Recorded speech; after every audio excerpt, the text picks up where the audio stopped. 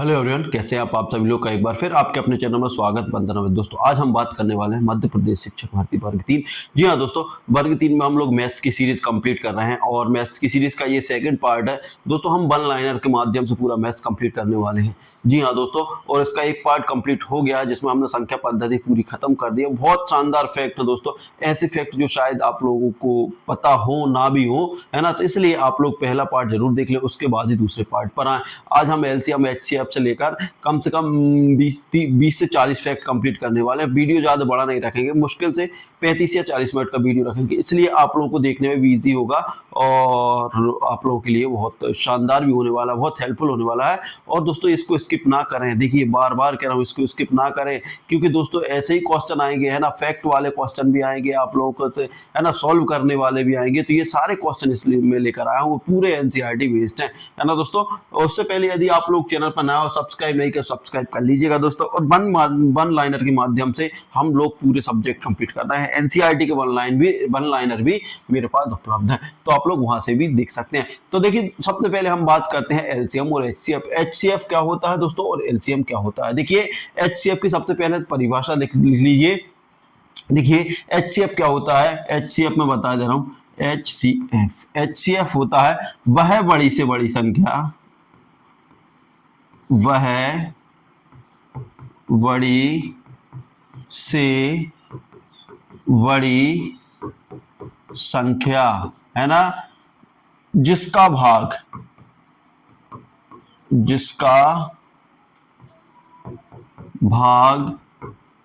सभी संख्याओं में पूरा चला जाए। ठीक है ना। तो आप लोग को याद रखना है, वह बड़ी से, एचसीएफ क्या होता है, वह बड़ी से बड़ी संख्या जिसका भाग सभी संख्याओं में पूरा चला जाए। जैसे मान लो कि हम यहाँ पर ले रहे हैं, जैसे मान लीजिए मैंने लिया 10 और यहाँ पे ले लिया 15। अब हमें ऐसी बड़ी से बड़ी संख्या ढूंढना है कि जिसका भाग दोनों में पूरा चला जाए। और देखिए उससे फिर बड़ी हमें संख्या दूसरी एक चीज भी याद रखना, वो बड़ी से बड़ी संख्या हो जाएगी, लेकिन उससे बड़ी फिर हमें ऐसी संख्या नहीं मिलना चाहिए कि जिसका भाग इन दोनों में फिर पुनः चला जाए। जैसे मान लीजिए मैं बात करता हूं किसकी दोस्तों, यहां से बात करता हूं 5 की। अब देखिए 5 का भाग इसमें भी चला जाएगा, इसमें भी, लेकिन 5 से बड़ी अब ऐसी कोई सी भी संख्या नहीं मिलने वाली जिसका भाग 10 में भी चला जाए और 15 में भी चला जाए। तो ये 5 क्या है, इसका एचसीएफ है। समझ में आ गई बात। उसके बाद हम जब सॉल्व करेंगे तो और आपको समझ में जाएगा। वही एलसीएम की बात करता हूं। एलसीएम की डेफिनेशन, वह छोटी से छोटी संख्या, वह छोटी से छोटी संख्या। देखिए एलसीएम क्या है, वह छोटी से छोटी संख्या जिसमें सभी संख्याओं का भाग चला जाए, जिसमें सभी संख्याओं का भाग चला जाए। देखिए जबकि एचसीएफ एलसीएम क्या होता है, वह एक छोटी छोटी संख्या होती है जिसमें सभी संख्या, मतलब जिनका हम निकाल रहे हैं। जैसे मान लीजिए मैंने यहाँ पे ले लिया, देखिए जैसे मान लीजिए 5 और 10 ले लिया। अब 5 और 10 का एलसीएम ऐसी संख्या ढूंढना है हमें कि जिसमें इन दोनों का भाग चला जाए, तो हम ढूंढते हैं कौन सी संख्या आ जाएगी। जैसे मान लो मैं 50 की बात करता हूँ, देखिए 50 की बात करता हूँ या फिर 20 की बात करता हूँ, सॉरी दोस्तों 20 की बात करता हूं। तो देखिए 20 में 5 का भाग भी चला जाएगा और 10 का भी भाग चला जाएगा, मतलब एलसीएम क्या हो जाएगा, ये छोटी से छोटी संख्या लेना, बड़ी से बड़ी नहीं लेना, इसमें हमें छोटी से छोटी लेना है। यदि मैं आप लोग कहो नहीं 30 ले रहा है तो गलत हो जाएगा, क्योंकि ये बड़ी है संख्या है, हमें सबसे छोटी संख्या लेना है। जैसे मान लो 15 लेता हूं तो 15 में 5 का चला जाएगा, 10 का नहीं जाएगा। वहीं मैं 20 पर पहुंचता हूं, 5 का भी 10 का भी, तो ये छोटी से छोटी संख्या है। तो ये होता है एलसीएम और एचसीएफ। आप लोगों ने परिभाषा देख ली होगी। अब उसके बाद हम चलते हैं करेंगे कैसे। अब देखिए परिभाषा तो सब करवाते हैं, लेकिन इसको करेंगे कैसे। तो देखिए जैसे मान लो यहाँ पे दिया है, देखिए यहाँ पे 18 और 24 दिया है, तो इस 18 और 24 का मैं एलसीएम और एचसीएफ दोनों लेकर बताऊंगा। देखिए ये है 18 और ये है 24। तो सबसे पहले हमारा काम है इनको तोड़ना। तो 18 को मैं तोड़ूंगा किससे, 2 से, 2 नाम 18, ये 3 से टूटेगा, 3 तिरका 9, 3 एकम 3, ये आना चाहिए आप लोग को, है ना। वही 24 को तोड़ूंगा तो सबसे पहले 24 2 से टूटेगा, तो 2 एकम 2, 2 दूनी 4, है ना, 2 छिंग 12, फिर 2 से 2 3 6, फिर 3 एकम 3, ये हो गया। अब इनको क्या लिख सकता हूं दोस्तों, इनको मैं लिख सकता हूं, देखिए 18 को क्या लिख सकता हूं, 18 को लिख सकता हूं, 18 को लिख सकता हूं 2 गुणित 3 गुणित 3। वही बात करता हूं मैं 24, 24 को क्या लिख सकता हूं मैं, 2 गुणित 2 गुणित 2 गुणित 3 लिख सकता हूं। अब मुझे एलसीएम लेना, सबसे पहले मैं एलसीएम ले लूं। तो देखिए दोस्तों एलसीएम में क्या होता है, हमें एक संख्या को पूरा ज्यों कहते हैं लिख देना पड़ता है ना, या तो इसको लिख दूं या इसको लिख दूं, किसी को भी आप लोग जिसको कहें, मैं ऊपर वाली संख्या को लिख दे रहा हूं। तो 2 गुणित 3 गुणित 3। अब देखिए समझ लेना यहां से दोस्तों, ये समझ में आ गया, समझ लो एलसीएम एचसीएफ आप खत्म यहां से। देखिए अब हम मैच करेंगे, ठीक है ना, इस संख्या का भाग इससे चला जाएगा, इस वाली संख्या का भाग इससे चला जाएगा, इस वाली संख्या का इससे, जैसे जो संख्या उतारी हमें उसको, लेकिन मैच करने की जरूरत नहीं पड़ती, लेकिन मैं आप लोग करके बता दे रहा हूं। अब देखिए दोस्तों, अब उसके बाद देखते हैं हम, अब नीचे वाली संख्या पहुंची तो इस वाली संख्या का मैच इससे हो जाएगा, इस वाली संख्या का मैच, देखिए इस 2 का मैच हो रहा क्या, कहीं नहीं हो रहा दोस्तों, फिर हमें 2 का गुणा करना पड़ेगा। अब इस वाली संख्या पहुंचते, इस 2 का मैच हो रहा क्या यहाँ कहीं, देखिए जिनका मैच हो जाता होने छोड़कर, है ना, तो इसका भी मैच नहीं हो रहा, तो ये इसका 2 का, अब इस वाले 3 का मैच इससे हो रहा, तो अब हमारा एलसीएम कंप्लीट है दोस्तों। अब हम एलसीएम गुणा कर लो, देखिए 2 3 6, 6 3 18, 18 दूनी 36, 36 दूनी 72। एलसीएम क्या आ गया दोस्तों, एलसीएम आप लोगों का आ गया 72। कितना आ गया दोस्तों, एलसीएम आ गया आप लोगों को, एलसीएम आ गया आप लोगों का 72। वही बात करते हैं अब एचसीएफ। एचसीएफ क्या होता है ये भी अच्छे समझ लो, एचसीएफ वह संख्या होती है जो दोनों में मिल रही हो सेम टू सेम। देखिए सेम टू सेम यहाँ पर 2 मिल रहा है ना, सेम टू सेम यहाँ पर 3 मिल रहा है, तो इसका एचसीएफ क्या हो जाएगा, 2 गुणित 3 हो जाएगा। तो एचसीएफ बराबर कितना हो जाएगा, 3 दूनी 6। तो इस तरीके से ये एचसीएफ निकल आया। तो दोस्तों बड़े इजीली तरीके से आप लोग एलसीएम और एचसीएफ निकाल सकते हैं। ये वीडियो को आप लोगों को पॉज करके भी देख लेना, क्योंकि एक बार दिमाग में बैठ गया तो समझ लो फिर बाहर नहीं जाएगा। चाहो तो मैं एक क्वेश्चन और बता दे रहा हूं आप लोगों को, है ना। देखिए एक क्वेश्चन और करवा दे रहा हूं, जैसे मान लीजिए मैं 15 और 20 की बात करता हूं, 15 और 20 का मैं एलसीएम और एचसीएफ दोनों निकालना। तो सबसे पहले हमारा तरीका क्या होना चाहिए कि 15 को हम तोड़ेंगे, किससे टूटेगा ये दोस्तों, 5 से टूटेगा, सॉरी 3 से टूटेगा। किससे टूटेगा सबसे पहले, ये 3 से। तो ये भी हमें आना चाहिए कि कब किससे टूटेगा, तो ये विभाज्यता का नियम हमें पढ़ना पड़ेगा, ठीक है ना। अब हम बात करते हैं ये किससे टूटा, 3 से। 3 5 15, फिर हम 5 से तोड़ेंगे, 5 एकम 5 ही हो गया। अब 20 को निकालेंगे, 20 को तोड़ेंगे तो 20 किससे टूटेगा, सबसे पहले 2 से। 2 एकम 2, 0 का 0, फिर 2 से, 2 पंजे 10, फिर 2 से नहीं जाएगा दोस्तों, 5 से जाएगा, 5 एकम 5। इतनी चीजें आप लोगों को क्लियर हो गई होंगी। अब इसके बाद हम आगे बढ़ने वाले हैं, ठीक है ना। अब इसके बाद देखते हैं अब क्या करेंगे, हम इनको गुणनखंड के रूप में लिख देंगे। तो देखो 15 को 3 गुणित 5 लिख दिया भाई। 20 को क्या लिख सकता हूं मैं, 20 को लिख सकता हूं 2 गुणित 2 गुणित 5 लिख सकता हूं। अब हमें एलसीएम लेना दोस्तों, तो एलसीएम में क्या करेंगे, हम एक संख्या को ज्यों कहते हैं उतार दो। अब एक संख्या को पिछले बार मैंने ऊपर वाला, इस बार नीचे वाला उतार दे रहा हूं। तो 2 गुणित 5 ये उतार दिया ना। अब देखिए दोस्तों इनका जोड़ा तो सेम टू सेम बन रहा ना। देखिए इस वाले का जोड़ा इससे बन गया, इस वाले का इससे बन गया, इस वाले का इससे बन गया, ठीक है ना। जोड़े का मतलब है कि ये पूरा पूरा भाग इसमें जा रहा है, समझ में आ गई बात, है ना। अब हम पहुंचते हैं ऊपर। अब ऊपर पहुंचते हैं, देखिए इस 3 का जोड़ा यहां बन रहा है क्या, कोई मिल रहा है क्या जिससे इसमें भाग चला जाए, नहीं मिल रहा। जब नहीं मिलता तो हम उसका फिर गुणा कर लेते हैं, 3 का गुणा कर दिए। इस वाले 5 का भाग किसमें जाएगा, इसमें चला जाएगा, जोड़ा बन रहा है, ठीक है ना। अब हमें आवश्यकता नहीं है, अब डायरेक्ट इंटू कर दो। अब एलसीएम बराबर क्या हो जाएगा, 2 दूनी 4, 4 पंजे 20 दिया 60, 60 आ गया किसका, एलसीएम आ गया। एचसीएफ की बात करते हैं तो एचसीएफ दोनों में सेम टू सेम क्या मिल रहा है, दोनों में सेम टू सेम क्या मिल रहा है हमें, दोनों में सेम टू सेम, जल्दी जल्दी यहाँ पे दोनों में सेम टू सेम क्या मिल रहा, देखिए दोनों में सेम टू सेम 5 मिल रहा है और कुछ नहीं मिल रहा। तो एचसीएफ कितना हो गया, 5, ठीक है ना।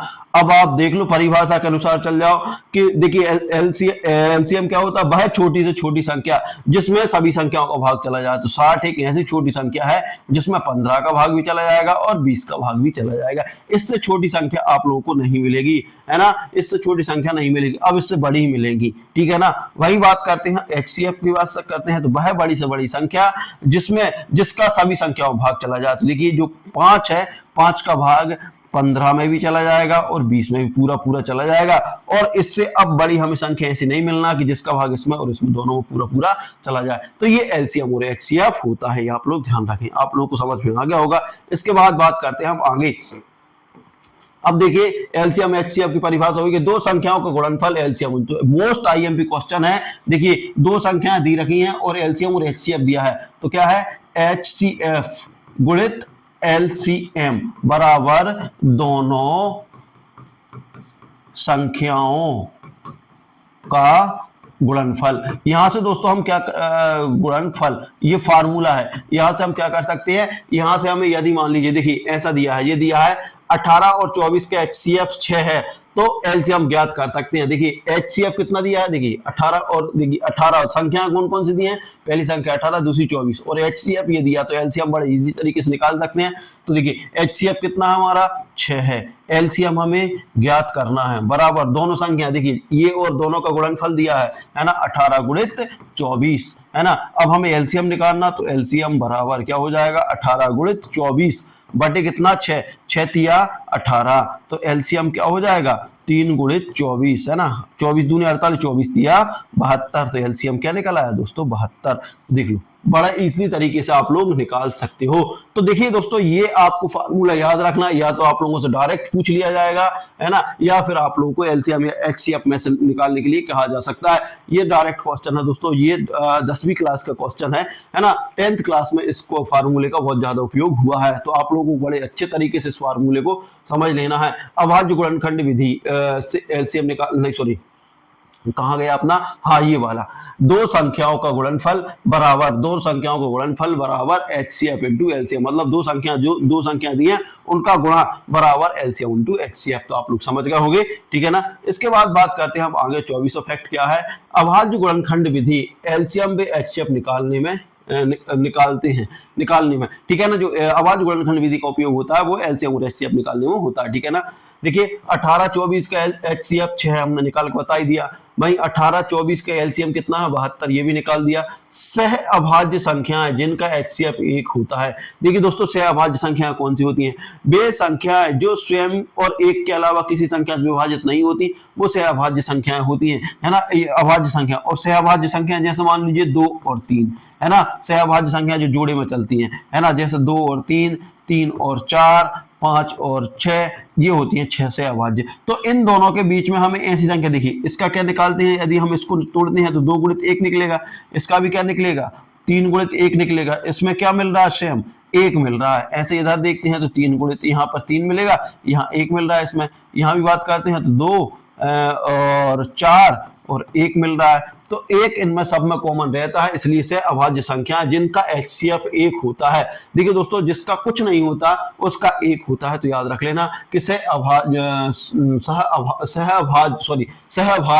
है ना, सहअभाज्य संख्या जिनका एचसीएफ कितना होता है 1 होता है, ठीक है ना। दो अभाज्य संख्याएं हमेशा सहअभाज्य संख्या होती है। देखिए दोस्तों क्वेश्चन पूछा जा सकता है कि दो अभाज्य संख्या होती हैं तो क्या होती हैं, सहअभाज्य संख्या होती है। सहअभाज्य दो अभाज्य संख्या, जैसे मान लीजिए मैं बात करूं 3 और 5, 3 और 5 ये दो अभाज्य संख्या हैं, तो ये आपस में कैसी है सहभाज्य हैं। सहभाज्य मतलब कि इनका एचसीएफ 1 रहेगा दोनों में से। देखिए ये 3 से कटेगा और 1 से कटेगा, ये भी दोस्तों किससे कटेगा 5 से कटेगा और 1 से कटेगा, तो एक कैसा है इसमें एक जैसा है, मतलब सहभाज्य है। तो आप लोग ध्यान रख ले, ठीक है ना। उसके बाद बात करते हैं हम आगे क्वेश्चन नंबर 29, हमारा फैक्ट 29, अंक गणित का आधारभूत प्रमेय। इसमें क्या होता है, हर संख्या को अभाज्य गुणनखंड में लिखा जाता है। देखिए जो आधारभूत प्रमेय है उसको हर संख्या को गुणनखंड के रूप में लिखा जा सकता है, ठीक है ना। तो ये आप लोग ध्यान रख लें, जो अंक गणित की आधारभूत जो प्रमेय रहती है उसमें क्या होता है, हर संख्या को अभाज्य गुणनखंड के रूप में लिखा जा सकता है। कैसे लिखा जा सकता है, जैसे मान लीजिए ये लिखा है मान लो 24 को मैं अब अंक गणित की आधारभूत प्रमेय लगाऊंगा तो क्या हो जाएगा, 2 से काटूंगा, 2 एकम 2, 2 दूनी 4, फिर 2 छींग 12, 2 तीन 6 और 3 एकम 3। तो इसको देखिए मैं 24 को कैसे लिख सकता हूँ इस के अकॉर्डिंग, 2 गुणित 2 गुणित 2 गुणित 3, 3 लिख दिया ना, अब देखिए 24, 24 दो कितने बार आया दोस्तों, 3 बार, तो 2 पे घात कितनी लगा दूंगा 3, और 3 कितने बार आया दोस्तों, 1 बार, तो ये आपका आंसर हो गया। ये होता है हर संख्या को अभाज्य गुणनखंड के रूप में लिखना। तो ये इस तरीके से आप लोग लिख सकते हैं अंकगणित की आधारभूत प्रमेय के अनुसार, ठीक है ना। अब ये आप चीज समझ में आ गई होगी। इसके बाद आता है यह प्रमेय गॉस ने दिया है। देखिए जो अंकगणित की आधारभूत प्रमेय है किसने दी दोस्तों, ये प्रमेय किसने दी है, ये प्रमेय आप लोगों को किसने दी है दोस्तों, अंकगणित की आधारभूत प्रमेय दी गॉस ने दी है। अब उसके बाद आते हैं भिन्न और दशमलव एवं परिमेय संख्या। भिन्न, दशमलव और परिमेय संख्या। तो देखिए भिन्न क्या होता है, जिसको p बटे q के रूप में लिखा जा सकता है, जिसमें p बटे q के रूप में लिखा जा सकता है और q बराबर नहीं है 0। इसका मतलब क्या होता है, इसका मतलब ये होता है कि दोस्तों जैसे मान लो मैं 2/3 लिख रहा हूं, लेकिन 2/3 तो सही है, लेकिन 2/0 नहीं होना चाहिए, क्योंकि q का मान देखिए, p का मान क्या हो गया, यहाँ पर p का मान हो गया 2 और q का मान कितना यहाँ 3 है, लेकिन आगे चलते हैं तो p का मान 2 है, लेकिन q का मान कितना हो रहा है 0, जबकि q बराबर 0 नहीं आना चाहिए। तो ये यदि ऐसा आता है तो ये भिन्न नहीं है, तो आप लोग ध्यान रखें, है ना। भिन्न या परिमेय संख्या वह संख्या होती है जिसको p बटे q के रूप में लिखा जा सकता है, जहां q के बराबर, देखिए जहां q बराबर, ये बराबर होता है और ये लग गया तो नहीं है 0 के, तो आप लोग को ध्यान रखना है जहां q बराबर 0 नहीं है वही भिन्न होता है और वही परिमेय संख्या होती है। तो आप लोग ध्यान रखें, ठीक है ना, इतनी बात आपको समझ में आ गई होगी। अब उसके बाद आता है परिमेय संख्या, जिसे p बटे q के रूप में लिखा जा सके, है ना। परिमेय संख्या क्या होती है, जिसे p बटे q के रूप में लिखा जा सकते, इसकी डेफिनेशन भी वही है, जहां q बराबर नहीं है 0 के, मतलब q का मान 0 के बराबर नहीं होना चाहिए, तो परिमेय संख्या है। अपरिमेय संख्या क्या होती है, अपरिमेय संख्या जिसे p बटे q के रूप में ना लिखा जा सके वह अपरिमेय संख्या होती है, ठीक है ना, जिसको q बटे, जैसे कि अधिकतर जो अपरिमेय संख्या होती है वो रूट में होती है, जैसे 2 है, करनी 3 है, करनी 5 है ना, 2 करनी 3 है, तो ऐसी संख्या यदि जहां जिसमें करनी जुड़ा हो तो अपरिमेय संख्या होती है। एक चीज और याद रखना दोस्तों, कंफ्यूज करने के लिए वो ये भी कह सकता है कि 4 करनी 4 परिमेय है कि अपरिमेय। देखिए दोस्तों इसका वर्गमूल क्या होता है 4 का, मैं बार बार कह रहा था, आप वर्गमूल याद कर लीजिए। तो 4 को हम क्या लिख सकते हैं, 2 गुणे 2 लिख सकते हैं, 2 का जोड़ा बन जाता है, 2 बाहर निकल जाता है, करनी बाहर हो जाती है, ठीक है ना। तो याद रखना कि जिसका वर्गमूल निकल जाता है यदि वो करनी के अंदर है तो वो परिमेय संख्या है ना, और जिसका वर्गमूल नहीं निकलता वो अपरिमेय संख्या। तो अपरिमेय संख्या कौन कौन सी, करनी 3, करनी 2 और पाई। मोस्ट आईएमपी क्वेश्चन है दोस्तों, पाई से डायरेक्ट क्वेश्चन पूछा जाता है, पूछेगा पाई परिमेय संख्या है या अपरिमेय, तो पाई एक कैसी संख्या है, अपरिमेय संख्या है, अपरिमेय संख्या है, बिल्कुल भी कंफ्यूजन नहीं होना कि पाई एक अपरिमेय संख्या है। जबकि पाई का मान क्या होता है 22/7, 22/7 की बात करें तो यह है एक परिमेय संख्या है, सिर्फ 22/7 लिखा है तो परिमेय संख्या है, बाकी पाई अकेला लिखा आ रहा है तो अपरिमेय संख्या, आप लोग को ध्यान रखना है, ठीक है ना। उसके बाद क्वेश्चन बात करते हैं 35, दशमलव विस्तार परिमेय संख्या या तो समाप्त होता है या फिर आवर्ती होता है। देखिए दोस्तों जो दशमलव विस्तार रहता है उसमें परिमेय संख्या वह संख्या होती है या तो वो समाप्त हो जाता है या फिर आवर्ती होता है। जैसे मान लीजिए अब कहीं लिखा आ गया, जैसे मान लीजिए आपके पास लिखा गया 2.3333333 डेड डेड डेड, अब वो क्वेश्चन पूछ ले कि ये परिमेय संख्या है या अपरिमेय, तो देखिए दोस्तों ये क्या है कि हम डायरेक्ट बात कर रहे हैं कि देखिए इसमें क्या लिखा है, परिमेय संख्या या तो समाप्त होता है या आवर्ती होता है। आवर्ती का मतलब क्या है दोस्तों, आवर्ती का मतलब रहता है एक ही जैसी संख्या का आवर्त होना या फिर एक निश्चित क्रम में बार बार आना, है ना। तो ये संख्या जब तक चली जाएगी अनंत तक जाएगी दोस्तों, अनंत तक जाएगी, तो एक ही संख्या रिपीट हो रही, तो हम इसको क्या लिख सकते हैं 2.3 पे बार, मतलब ये कौन सी संख्या है, ये परिमेय संख्या है। किस संख्या है, परिमेय संख्या है। जबकि हम बात करें यदि ऐसा जाता 2.34536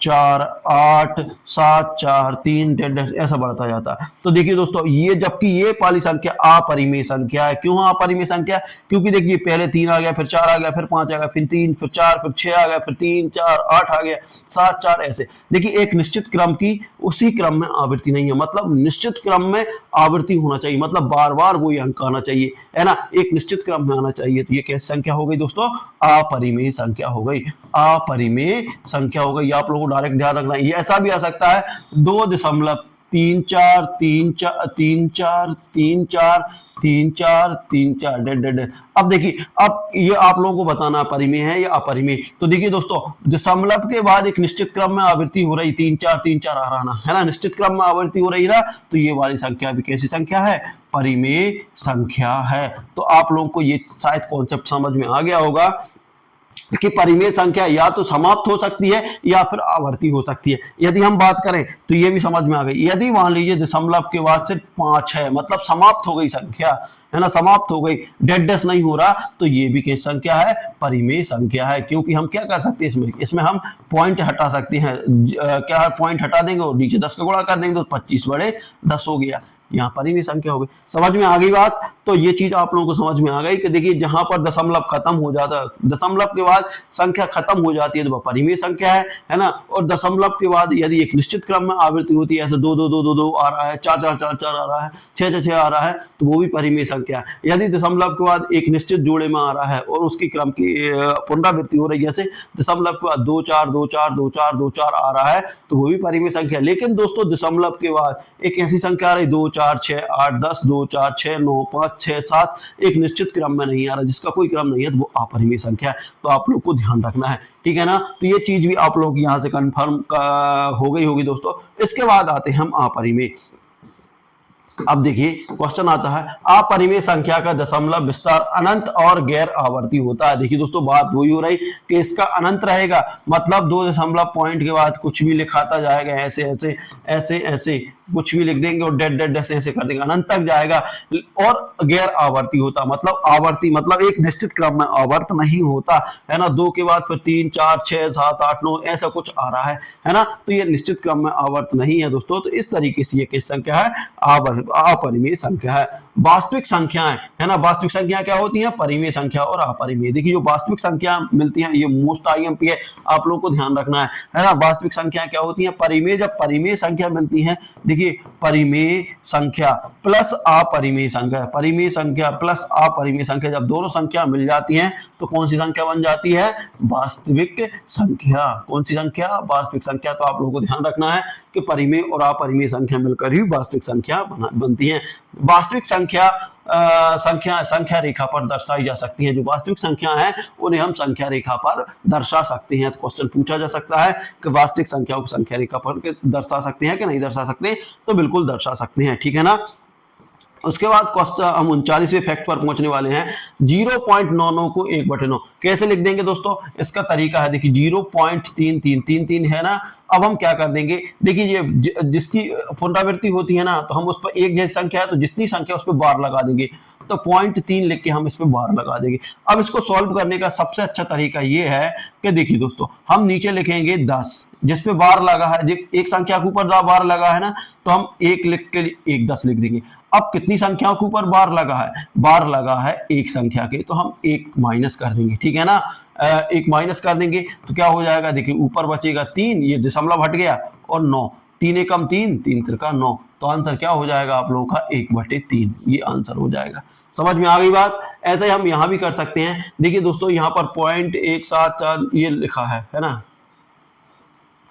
अब इसमें देखिए दोस्तों, इसमें 1/7 है ना। तो ये इस किसका है, ये 1/7 का भाग दिया जा रहा है। देखिए 1/7, 1/7 का भाग 1 में दिया जा रहा है, तब ये संख्या आ रही है। तो यहां हम बात करें तो ये एक परिमेय है, जबकि ये एक अपरिमेय की कैटेगरी है, क्योंकि निश्चित क्रम में इसकी पुनरावृत्ति, या फिर इसको आप सॉल्व करके देखना, 7 का भाग लगा के देखना, यदि निश्चित इसी क्रम में दोबारा पुनरावृत्ति हो रही तो ये भी परिमेय संख्या हो जाएगी। मैं करूंगा तो काफी टाइम लगेगा, आप लोगों को कॉन्सेप्ट समझ में आ गया है, ठीक है ना। इसके बाद बात करते हैं वर्ग और वर्गमूल एवं घनमूल। देखिए 1 से 100 तक का वर्ग है ना, 1 से जो 100 तक का वर्ग रहता है ना, 1 4 9 16, और देखिए 1 से 10 तक का वर्ग 1 4 9 16 और 100 तक ऐसे ही जाता है, ठीक है ना भाई। 1 से लेके 10 तक का घनमूल में क्या आते हैं, देखिए 1 का 1 ही होता है, 2 का 8 होता है, 3 का 27 होता है, ऐसे करके 4 का क्या होता है, 4 का 64 होता है, 5 का कितना होता है दोस्तों, 125 होता है 6 का 200, ऐसे करके आप लोग पूरा वर्ग घनमूल निकाल सकते हो, ठीक है ना। तो आप लोग को याद रखना है, देखिए 1 से यहाँ कम से कम 2 से लेके अभी याद नहीं किया तो 20 तक वर्ग याद कर लो, है ना। तो वहीं से देखिए वर्ग करते हैं तो वहां से हमें वर्गमूल भी मिल जाते हैं, जो वर्गमूल मोस्ट आईएमपी है, जो क्वेश्चन में पूछे जाते हैं, है ना। डायरेक्ट क्वेश्चन आप लोगों से पूछ लिया जाएगा, ठीक है। वही 1 से लेके 10 तक के आप लोग ज्यादा नहीं कर सकते, तो 1 से लेके 10 तक के आप लोग को घनमूल ज्ञात करना, घन ज्ञात करना है, और उसके साथ घनमूल भी हो जाएंगे। अब दोस्तों अब आते हैं हम बीज गणित पर। देखिए बीज गणित की सर्व समीकरण दे रखी हैं, मोस्ट आईएमपी सर्व समीकरण है, ये आप लोगों को याद रखना है। ये सर्व समीकरण आप लोगों को याद रखना, क्योंकि डायरेक्ट यहाँ से क्वेश्चन बनता है, ठीक है ना। जैसे दिया है a प्लस बी का होल स्क्वायर, इसका मतलब क्या होता है, ए स्क्वायर प्लस का क्या होता है 2ab प्लस का बी स्क्वायर, ठीक है ना। ये आप लोग को ध्यान रखना है ना। वही बात करते हैं a माइनस बी का होल स्क्वायर, तो इसका क्या होता है a माइनस बी का होल स्क्वायर, इस समीकरण का a square minus 2ab plus का बी स्क्वायर, ये आप लोग को ध्यान रखना है।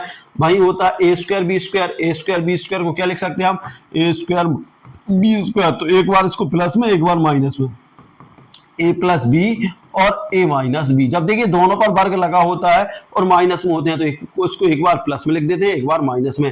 अब ये 3 वाला और देख लो, ये जो 4 सब समीकरण दी हैं दोस्तों, 5 हैं, है ना। ये मोस्ट आईएमपी सारे क्वेश्चन यहीं से चलते हैं। तो क्या होता है, देखिए a प्लस बी का होल क्यू बराबर क्या होता है, A cube plus B cube, है ना, प्लस के बाद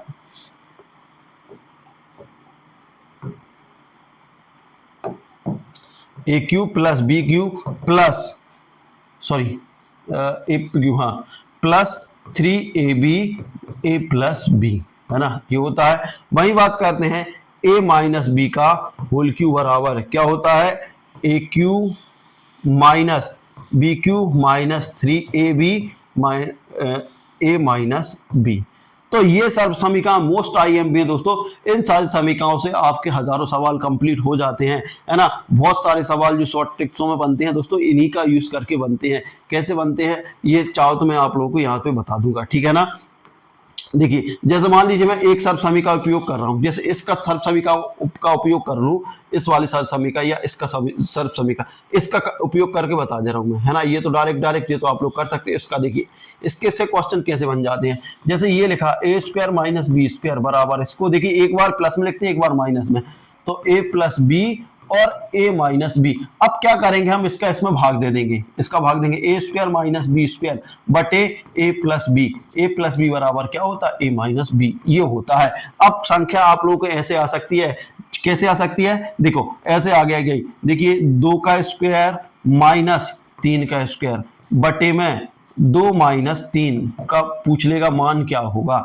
अब देखिए यहां पर हमें डायरेक्ट पता है कि देखिए यहां पर ये भी संख्या है, इसमें स्क्वायर हो रहा और यहां भी सेम संख्या है। यदि हम इसका स्क्वायर करते हैं तो क्या आ जाएगा, डायरेक्ट हम आंसर क्या निकाल सकते हैं कि हमें इस वाली संख्या में से इस वाली संख्या को घटाना, 2 माइनस 3 बराबर -1, आंसर -1 आ जाएगा। इसको सॉल्व करेंगे तो भी वही आएगा। देखिए दोस्तों हम यहाँ पर करते हैं तो ये -1 नीचे आ जाएगा, ये 4 हो जाएगा और 3 त्रिका 9 हो जाएगा। इसमें से घटाओगे तो क्या हो जाएगा, ये आप लोगों को ध्यान रखना, ठीक है ना। 1 मिनट,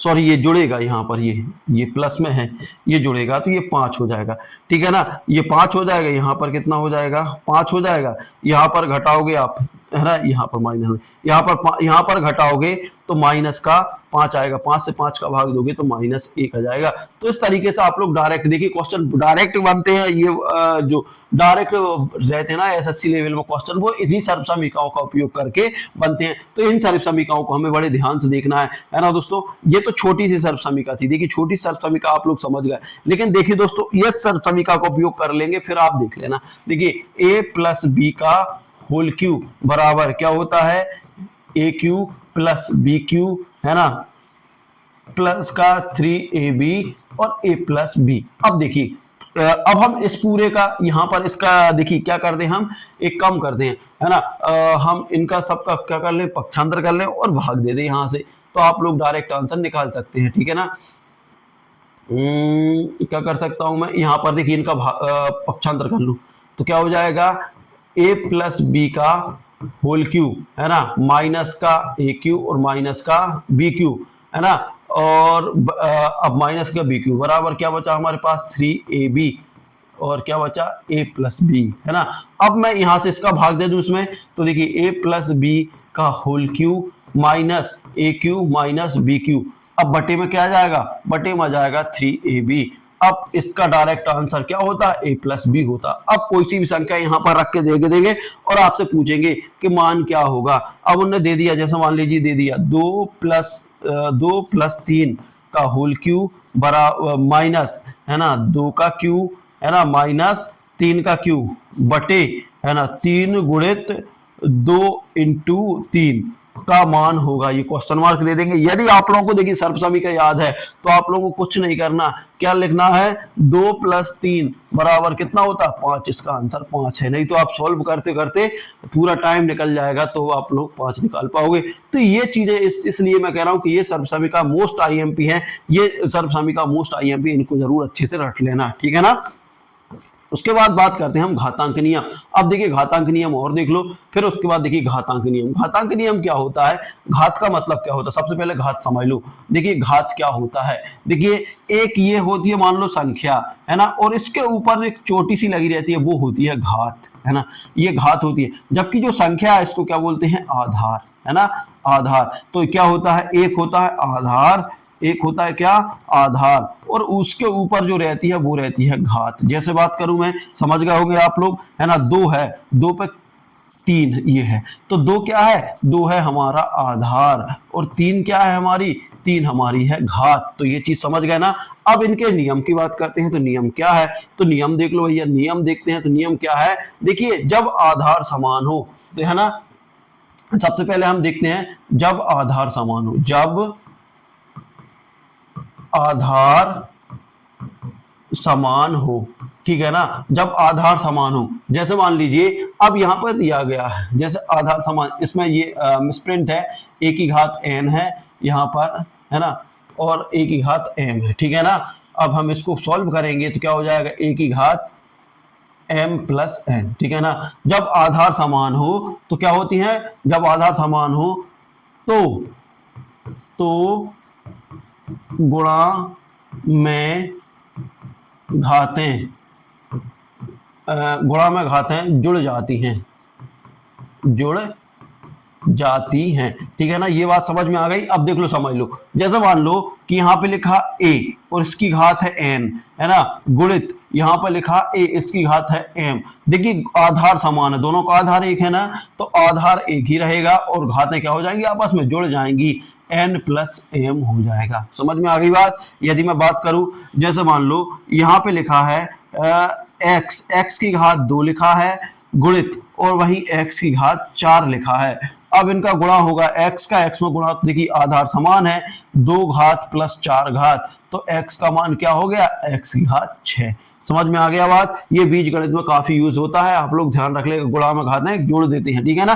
कई लोगों को समझ में नहीं आता। वही बात करते हैं हम, देखिए यहाँ पे लिखा 2 पे घात 2 गुणित यहाँ पे लिखा 2 पे घात 3। अब हम इसको सॉल्व करते हैं तो क्या हो जाएगा, 2 गुणित, देखिए क्या हो जाएगा, गुणा लगा तो घातें जुड़ जाएंगी, 2 + 3 बराबर 2 पे घात कितनी हो जाएगी, 5 हो जाएगी। 5 बार लिख के इसको गुणा कर देना। ये बात समझ में आ गई ना। तो गुणा में घातें क्या, आधार समान हो तो गुणा में घातें जुड़ जाती हैं, ठीक है ना, आधार समान हो तो गुणा में घातें क्या हो जाती हैं, जुड़ जाती हैं। अब उसके बाद बात करते हैं, अब आगे ये चीज समझ में आ गई, आप लोगों को नोट करना, नोट कर लो। उसके बाद अब आधार समान हो तो भाग में घातें, देखिए एक गुणा चलता है एक भाग चलता है ना।